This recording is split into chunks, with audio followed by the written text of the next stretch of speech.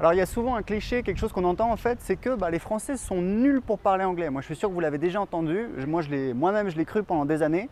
Et en fait je vais vous expliquer pourquoi c'est parfaitement faux. Moi j'ai beaucoup voyagé, j'ai vécu 2 ans en Australie, là en fait j'habite en Colombie. J'ai pas mal voyagé, je suis allé au Japon, en Chine, Venezuela, Brésil, Israël, enfin voilà, je vais pas vous faire l'inventaire. Mais grosso modo je peux vous dire un truc, c'est qu'en fait, bah, partout, les gens sont nuls pour parler anglais de manière générale.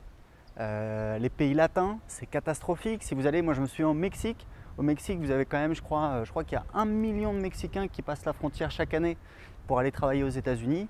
Au Mexique, en 2 semaines, j'ai rencontré un Mexicain qui avait vécu aux États-Unis et qui parlait correctement anglais, mais sinon, voilà, c'était vraiment. Les gens sont très mauvais pour parler anglais. Vous allez en Italie, en Espagne, enfin voilà, c'est évident. Vous allez en Amérique latine, ici en Colombie. D'ailleurs, c'est un gros business, le business d'apprendre l'anglais, c'est un gros business. Moi, quand j'étais à Rio, à l'été 2011, j'avais rencontré une jeune femme très jolie qui était de Sao Paulo et en fait, elle développait comme ça des écoles d'anglais et ça marchait très très bien. Là, je sais que en Colombie, il y a un spot de publicité hyper marrant de Open English où en fait, ils se moquent un petit peu d'eux-mêmes. Voilà, il y a enfin, c'est un Vénézuélien, l'acteur, qui parle anglais avec un accent à couper au couteau et tout le monde se moque de lui. Et voilà, ils font des campagnes comme ça et derrière, je pense qu'il y a un business quand même assez important puisque voilà, c'est quand même des campagnes de pub à la télévision. Vous allez en Chine, moi je me suis retrouvé en Chine dans un hôtel, c'était en juillet 2008, donc à Shenzhen. Donc Shenzhen, c'est quand même une grosse ville.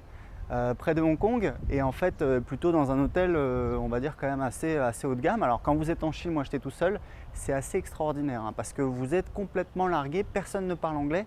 Je suis allé à la réception, j'ai parlé avec la jeune fille et je lui ai dit un truc qu'elle ne comprenait pas, en anglais bien sûr, forcément pour parler avec les gens voilà, à l'étranger il faut parler anglais. Et je lui ai dit, do you speak English?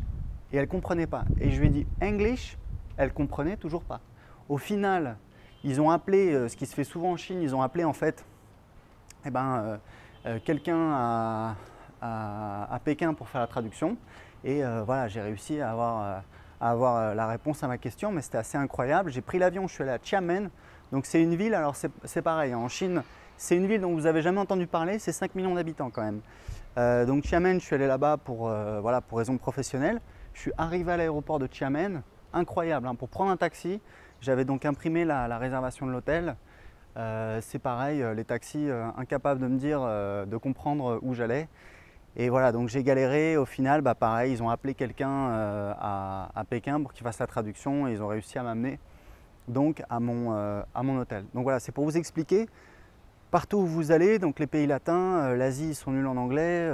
Vous allez même au Japon. Au Japon, on a l'impression que c'est un pays enfin c'est un pays riche, le Japon bien entendu, mais vous allez à Tokyo, vous avez que les jeunes, les étudiants qui se débrouillent en anglais, les policiers ne parlent pas du tout anglais, les gens dans la rue ne parlent pas vraiment anglais, voilà. Donc c'est pour vous expliquer qu'en fait, partout dans le monde, les gens parlent très mal anglais.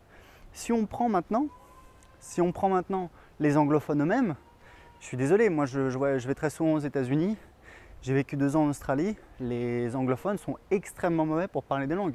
Moi quand je suis, très souvent je dis aux Américains, pourquoi vous ne parlez pas espagnol? Il y a plein d'hispanophones, voilà, parce qu'ils ne font pas l'effort et voilà. Donc en fait, pourquoi c'est comme ça? Parce qu'en fait, c'est difficile d'apprendre une langue. C'est pas quelque chose de naturel. C'est naturel si vous avez 2 parents qui parlent plusieurs langues. Moi, ça n'a pas été mon cas malheureusement, mais voilà, un enfant qui apprend 2 langues grâce à ses parents, ça va être beaucoup plus facile d'apprendre une 3e langue, d'en apprendre une 4e, parce que plus vous apprenez des langues, plus c'est facile d'en apprendre. Moi, j'ai appris d'abord l'anglais, ensuite j'ai appris l'espagnol. Je me débrouille en portugais. Voilà, je sais que je pourrais apprendre une autre langue assez rapidement parce que justement j'ai des méthodes, des automatismes et ça me permet d'être beaucoup plus rapide. Alors une exception notable quand même parce que c'est en fait on a les Allemands. Donc les Allemands, moi j'étais au Danemark cette année, il y avait une Danoise. Je lui ai dit mais c'est pas possible, vous êtes anglais, vous n'êtes pas danoise. Et en fait elle a de la famille donc en Angleterre. Il y a beaucoup d'échanges en fait entre le Danemark et l'Angleterre historiquement au niveau culturel, au niveau commercial. Et les Danois en général parlent très très bien anglais, les Allemands aussi, les Suédois, les Norvégiens. Moi je sais qu'en Australie il y avait beaucoup de jeunes Européens qui voyageaient, dont des gens de ces pays-là, et très souvent ils parlent très bien anglais. Ce qui n'empêche pas de croisé l'exception. Moi je me souviens dans ma chambre, il y avait un Allemand, non, un Suédois qui parlait rien du tout. Et ça c'était quand même assez surprenant. Donc effectivement on a quelques pays qui sont bons pour parler anglais, mais c'est vraiment plus l'exception que la règle. Je ne sais pas, je pense que c'est pour des raisons culturelles, des raisons voilà, historiques, mais le fait est que la plupart des pays dans le monde sont très mauvais pour parler anglais, la plupart des gens sont très mauvais pour parler une deuxième langue, donc vous avez tous les anglophones.